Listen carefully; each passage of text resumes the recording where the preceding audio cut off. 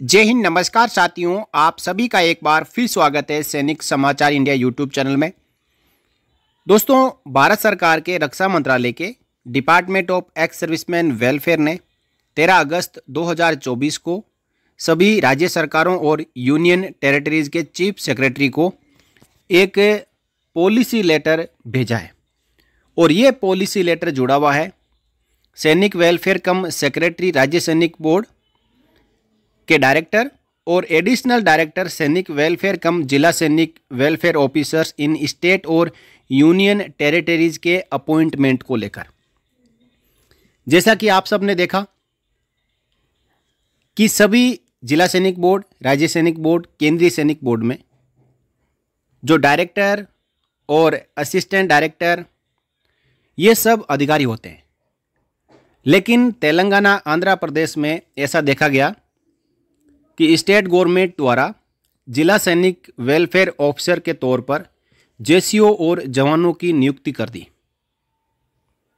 उसके बाद department of ex serviceman welfare ने तुरंत एक्शन लेते हुए नई और लेटेस्ट गाइडलाइन सभी राज्य सरकारों और यूनियन टेरिटरीज के चीफ सेक्रेटरी को भेज दी। तो इस लेटर को हम इस वीडियो में समझेंगे कि ये लेटर इस समय क्यों जारी करना पड़ा, जब एक तरफ voice of ex serviceman society की सेक्रेटरी एक्स सर्विसमैन वेलफेयर के साथ में मीटिंग होती है और उसमें मांग उठाई जाती है कि जिला सैनिक बोर्ड और राज्य सैनिक बोर्ड में जो क्वालिफाइड जेसीओ और जवान हैं उनको भी असिस्टेंट डायरेक्टर और जिला सैनिक वेलफेयर ऑफिसर लगाया जाए। देखिए इसमें क्या लिखा है कि इस लेटर के जारी होने से पहले जितने भी लेटर है उनको यहाँ पे सुपरसीड कर दिया गया है, यानी उनको रद्द कर दिया गया है और कहा गया है the competent authority has approved the following guidelines on appointment of director सैनिक वेलफेयर कम सेक्रेटरी राज्य सैनिक बोर्ड्स एंड एडिशनल डायरेक्टर सैनिक वेलफेयर कम जिला सैनिक वेलफेयर ऑफिसर्स एंड पे फिक्सेशन। राज्य सैनिक बोर्ड में जो डायरेक्टर और जिला सैनिक बोर्ड में जो असिस्टेंट एडिशनल डायरेक्टर है उनके अपॉइंटमेंट और उनके पे फिक्सेशन को लेकर नई गाइडलाइन जारी की गई है और इस गाइडलाइन के जारी होने से पहले यानी 13 अगस्त 2024 से पहले राज्य सैनिक बोर्ड और जिला सैनिक बोर्ड के जो अधिकारियों की नियुक्ति होती थी उन सब पॉलिसी लेटर्स को रद्द कर दिया। राज्य सैनिक बोर्ड्स एंड जिला सैनिक बोर्ड्स स्टेटस। दोस्तों, यहाँ पे इस पैराग्राफ नंबर 2 में कहा गया है कि जो सैनिक बोर्ड है वो स्टेट गवर्नमेंट और यूनियन टेरिटरीज के एडमिनिस्ट्रेशन कंट्रोल के अंदर दिए गए हैं। इनमें जो भी एम्प्लॉय नियुक्त होते हैं वो स्टेट गवर्नमेंट और यूनियन टेरिटरीज के जो नियम कानून कायदे हैं, जैसे कि paid allowances, leave, discipline, medical attendance, retirement, pension, gratuity, ये सब कुछ जो स्टेट गवर्नमेंट और यूनियन टेरिटरीज के नियम है उनके मुताबिक होंगे। साथ ही साथ कहा जा रहा है कि राज्य सैनिक बोर्ड और जिला सैनिक बोर्ड को चलाने के लिए केंद्र सरकार अरुणाचल प्रदेश, आसाम, हिमाचल प्रदेश, जम्मू एंड कश्मीर, लद्दाख, मणिपुर, मेघालय, मिजोरम, नागालैंड, त्रिपुरा, उत्तराखंड और सिक्किम में जो राज्य सैनिक बोर्ड और जिला सैनिक बोर्ड है उनमें 75% जो बजट है वो देती है।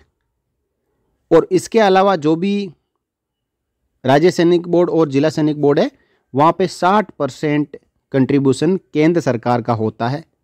इसलिए राज्य सैनिक बोर्ड और जिला सैनिक बोर्ड में जो ऑफिशियल्स काम करते हैं उनके अपॉइंटमेंट को लेकर जो केंद्र सरकार और department of ex serviceman welfare का ये जो लेटर है उस लेटर के मुताबिक एक स्टैंडर्ड पॉलिसी के तहत अपॉइंटमेंट किया जाएगा, क्योंकि सेंट्रल गवर्नमेंट का जो शेयर है वो 75% और 60% है और इस 75% और 60% का सही तरीके से यूटिलाइजेशन हो।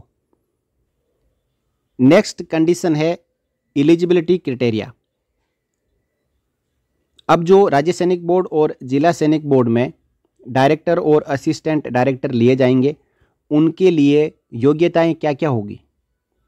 देखिए, सबसे पहले यहाँ पे लिखा है the candidate shall be an ex serviceman officer retired और discharge from the Indian armed forces और विडोज और डिपेंडेंट ऑफ एक्स सर्विसमैन, यानी यहाँ पे जेसीओ और जवानों के लिए कोई जगह नहीं है।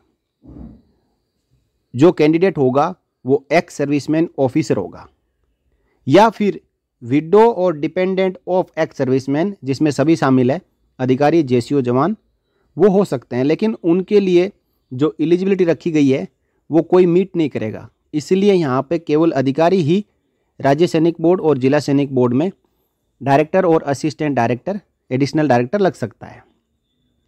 तो जो भी एक्स सर्विसमैन एलिजिबल ऑफिसर्स है, जो एक्स सर्विसमैन की डीओपीटी की डेफिनेशन है उसके अनुसार, वो अपने आप को जो प्लेसमेंट एजेंसीज या डीजीआर में रजिस्टर करवाएंगे, या फिर राज्य सरकार की कोई डायरेक्ट रिक्रूटमेंट की एडवर्टाइजमेंट निकलती है तो उसके अगेंस्ट वो अप्लाई करेंगे। अब जो for the post of director secretary राज्य सैनिक बोर्ड, देखिए ये एक्स सर्विसमैन ऑफिसर होगा जो कि ब्रिगेडियर या उसके इक्विवेलेंट रैंक नेवी और एयरफोर्स से इनको डायरेक्टर ऑफ डिपार्टमेंट ऑफ सैनिक वेलफेयर नियुक्त किया जाएगा। और in case suitable officer brigadier rank का नहीं होता है तो कर्नल रैंक के अधिकारी को, जो कि नेवी या एयरफोर्स से होना चाहिए, उनको सेलेक्ट किया जा सकता है।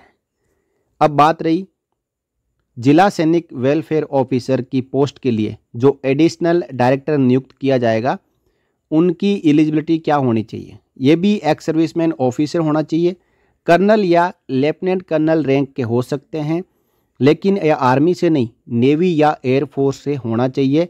इनको एडिशनल डायरेक्टर या जिला सैनिक वेलफेयर अफसर नियुक्त किया जा सकता है। और यदि कर्नल या लेफ्टिनेंट कर्नल रैंक के अधिकारी अवेलेबल नहीं है तो मेजर या उसके इक्विवेलेंट रैंक के नेवी या एयरफोर्स से अधिकारियों को सेलेक्ट किया जा सकता है।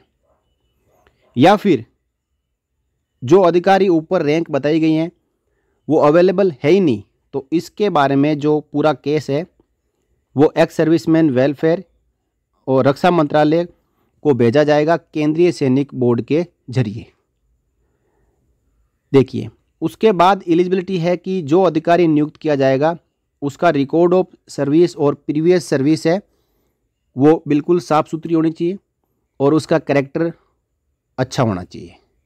अब इसके लिए जो एज लिमिट रखी गई है वो है कि 59 ईयर्स से ज़्यादा नहीं होना चाहिए जिला सैनिक वेलफेयर अफसर के लिए, और 60 साल से ज़्यादा राज्य सैनिक बोर्ड के डायरेक्टर के लिए एज नहीं होनी चाहिए। जो टेन्योर होगा वो सैनिक वेलफेयर कम सेक्रेटरी राज्य सैनिक बोर्ड और जिला सैनिक वेलफेयर अफसर वो 5 साल के लिए होगा या मैक्सिमम 65 ईयर्स एज तक होगा। 1 January of any vacancy year will be the crucial date for recording the eligibility of the applicants for the post covered under these guideline, यानी 1 जनवरी को यहाँ पे डेट को रखा गया है। इसी के साथ लिखा गया है कि जो ऑफिसर राज्य सैनिक बोर्ड और जिला सैनिक बोर्ड में डायरेक्टर और एडिशनल डायरेक्टर के तौर पे अप्लाई करेंगे वो इससे पहले एक्स सर्विसमैन रीसेटलमेंट का ऑप्शन कहीं से लिया हुआ नहीं होना चाहिए, जैसे कि डीजीआर, ईसीएचएस, राज्य सैनिक बोर्ड या जिला सैनिक बोर्ड या any other government employment under ex serviceman Kota.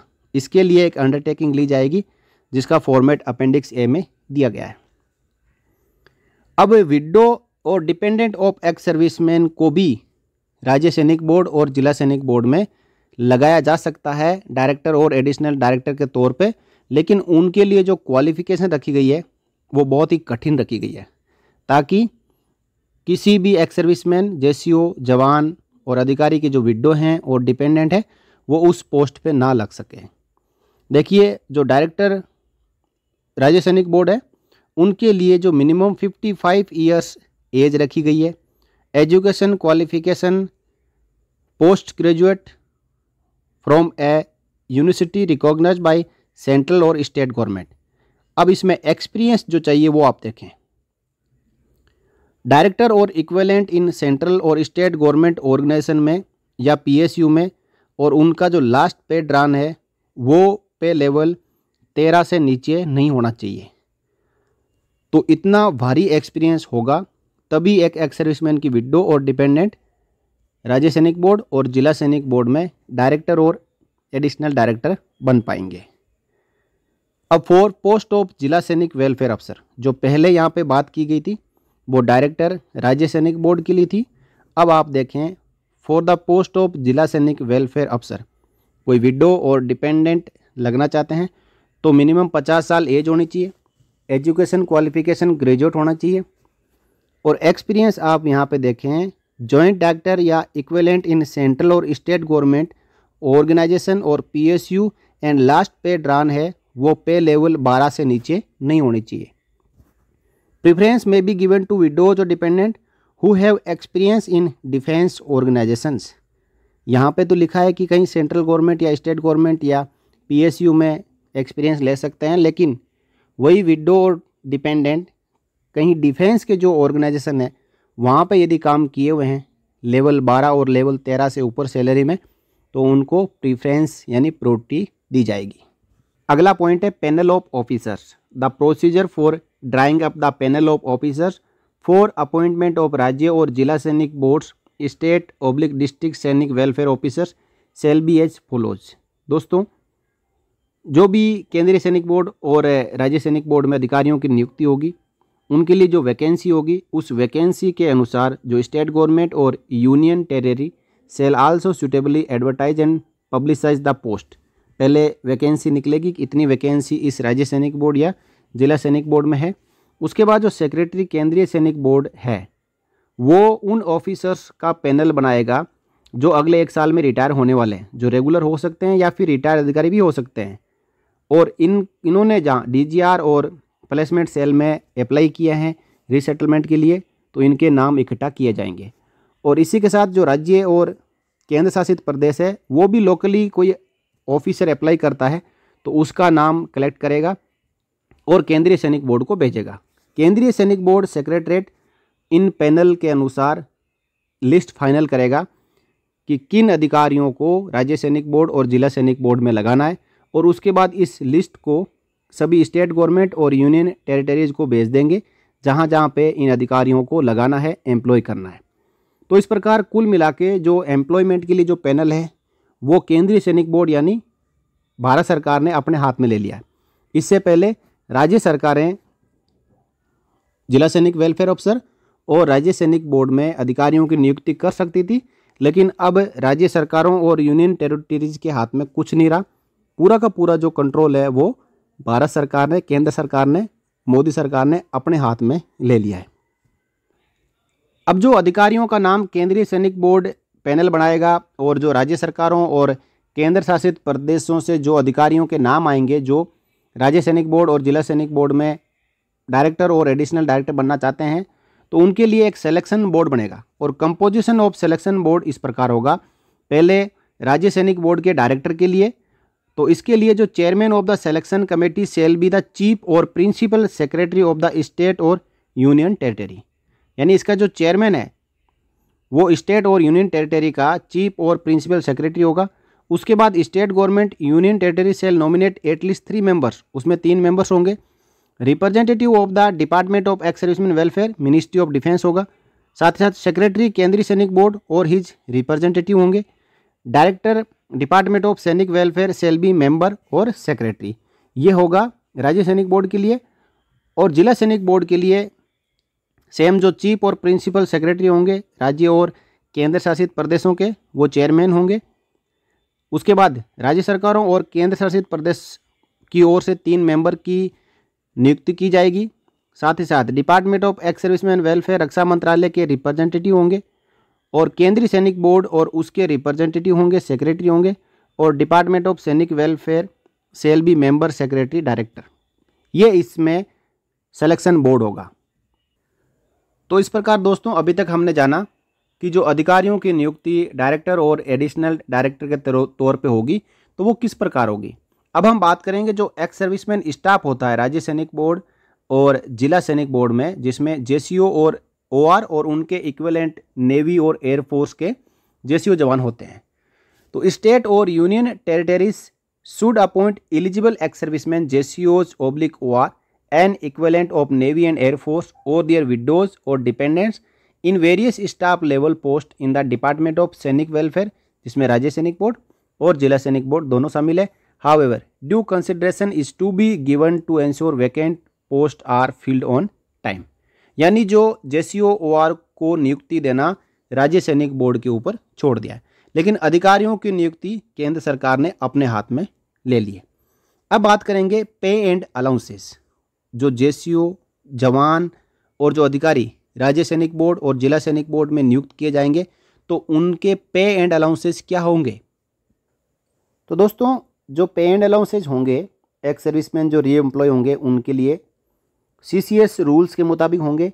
CCS rules के मुताबिक जितनी सैलरी बन रही है उसमें से जितनी पेंशन मिल रही है उनको लेस कर दिया जाएगा, और जो 12 स्पेशल कैटेगरी स्टेट और यूनियन टेरिटरीज है उनमें केंद्र सरकार 75% देती है और बाकी सभी राज्यों और केंद्र शासित प्रदेशों को 60% केंद्र सरकार पे एंड अलाउंसेस के लिए देती है। अब दोस्तों राज्य सैनिक बोर्ड और जिला सैनिक बोर्ड में वुमेन एक्स सर्विसमैन को भी एम्प्लॉय करने के लिए यहाँ पे 10% रिजर्वेशन दिया गया है। द स्टेट और union territories are to consider appointment of women ex serviceman officers in at least 10% of Jilla Sainik Welfare Officer post. Additionally, it should be an endeavor to appoint women staff in RSB and JSB to facilitate better interaction and understanding of issues vis-a-vis widows and female dependents of ex-servicemen. The women staff so employed should be also be an eligible ex-serviceman, widow of ex-serviceman, a female dependent of ex-serviceman. यानी ज़्यादातर राज्य सैनिक board और जिला सैनिक board में जो परेशानी आती है वो वीर नारीज और विडोज़ को आती है, जो फैमिली पेंशनर्स है उनको आती है। जब वो राज्य सैनिक बोर्ड और जिला सैनिक बोर्ड में जाते हैं तो वहाँ पे जो मेल स्टाफ रहते हैं, इसलिए बेटर इंटरेक्शन हो, बातचीत हो, बातों को समझे, इसलिए यहाँ पे प्रावधान किया गया है कि राज्य सैनिक बोर्ड और जिला सैनिक बोर्ड में जो स्टाफ है उनमें भी जो फीमेल एक्स सर्विसमैन एलिजिबल है उनको, या विडो ऑफ एक्स सर्विसमैन या female dependent of ex serviceman को अपॉइंट किया जाए। अब दोस्तों जो अधिकारी होंगे जो राज्य सैनिक बोर्ड और जिला सैनिक बोर्ड में अपॉइंट होना चाहते हैं वो अपनी तरफ से एक अंडरटेकिंग देंगे कि आज से पहले मैंने जो एक्स सर्विसमैन का कोटा है प्लेसमेंट एजेंसी या डीजीआर या ईसीएचएस या अन्य कोई संस्था हो जहाँ पे एक्स सर्विसमैन को रिजर्वेशन दिया जाता हो वो अवेल नहीं किया है, और जो मैं अप्लाई कर रहा हूँ वो फर्स्ट टाइम है। इस सर्टिफिकेट में ये लिखा होगा I number rank name am willing to appear for the interview to be held by the state और UT government for filling up the post of director RSB जिला सैनिक बोर्ड वेलफेयर ऑफिसर। यानी जिस post के लिए मैं apply करना चाहता हूँ उसको ज्वाइन करने के लिए और उसके इंटरव्यू के लिए मैं विलिंग हूँ। साथ ही साथ यहाँ पे लिखा जाएगा कि मैं सत्यापित करता हूँ या फिर मैं सर्टिफाई करता हूँ कि मैंने पहले एक्स सर्विसमैन रीसेटलमेंट का बेनिफिट नहीं लिया है, ना मैं डीजीआर में एम्प्लॉय हुआ हूँ, ना ईसीएचएस में हूँ, या फिर कोई भी केंद्र और राज्य सरकार की एजेंसी जो एक्स सर्विसमैन कोटा देती है वहाँ पे मैंने री एम्प्लॉयमेंट का बेनिफिट नहीं लिया है। साथ ही साथ I have not applied to DGR and और ईसीएचएस फॉर कोई भी पोस्ट है उसके लिए मैंने अप्लाई किया है या नहीं किया है उसकी जानकारी यहाँ पे देना है।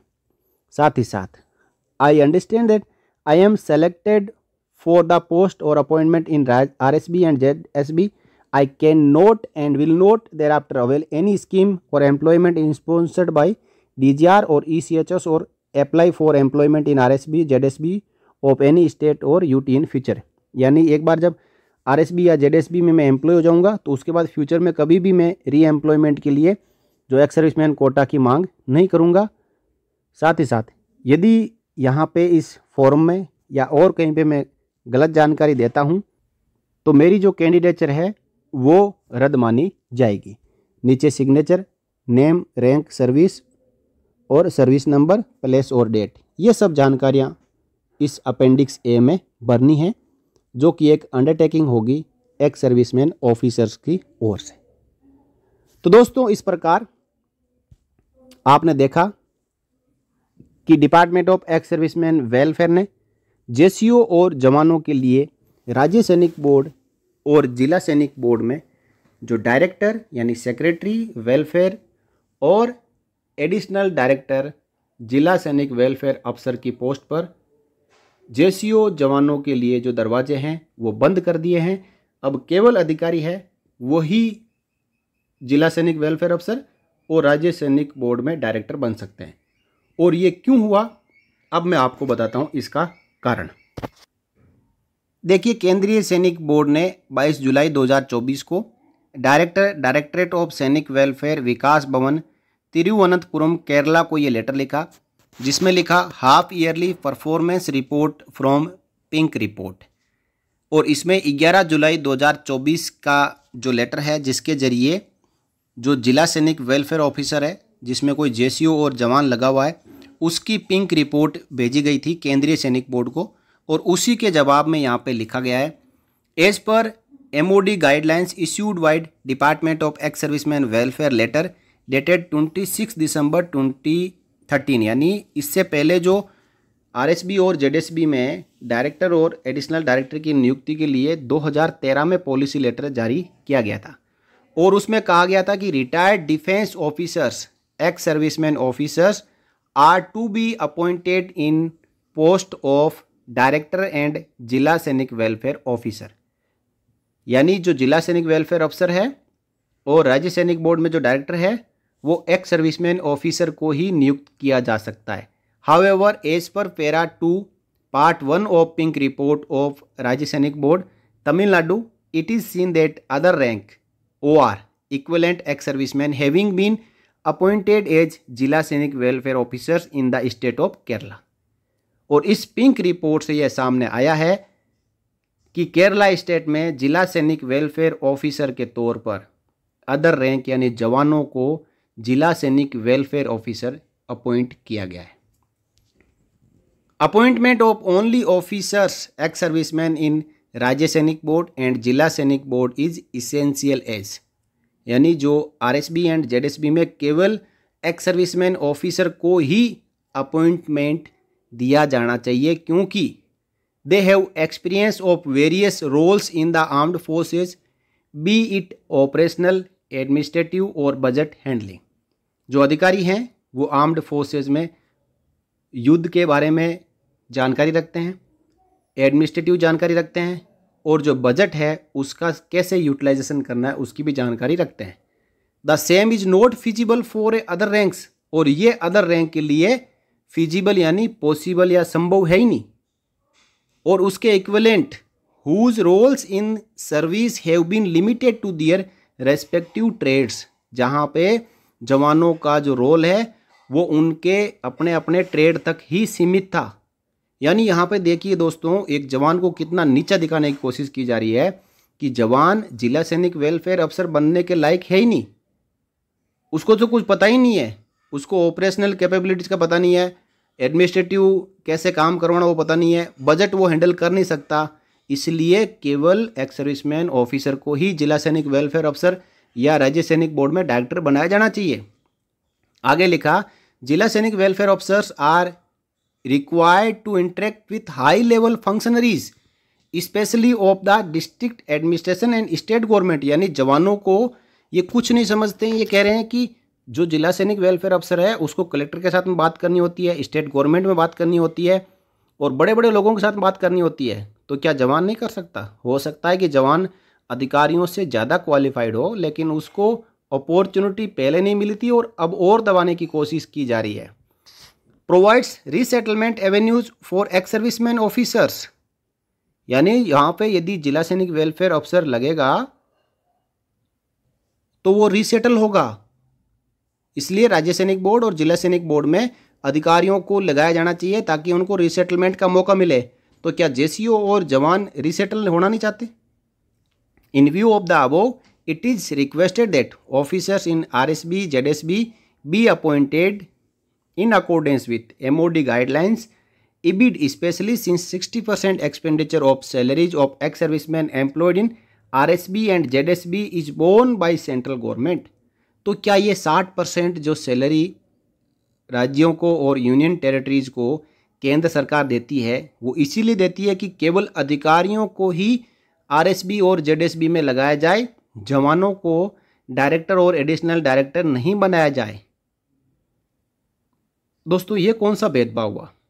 आप कमेंट करके ज़रूर बताना इस वीडियो के कमेंट बॉक्स में कि यहाँ पे केंद्र सरकार जो 60% एक्सपेंडिचर बोन करती है और जो 12 स्पेशल स्टेट्स है उनमें 75% बोन करती है, क्या ये केवल जिला सैनिक वेलफेयर अफसर और डायरेक्टर राज्य सैनिक बोर्ड जिसमें केवल अधिकारियों को नियुक्त करने के लिए देती है, क्या इसमें जेसीओ और जवान नियुक्त नहीं हो सकता? दोस्तों, voice of ex serviceman society के वीर बहादुर सिंह जी ने हाल ही में एक मीटिंग की थी सेक्रेटरी एक्स सर्विसमैन वेलफेयर के साथ में, और उसमें ये मुद्दा उठाया।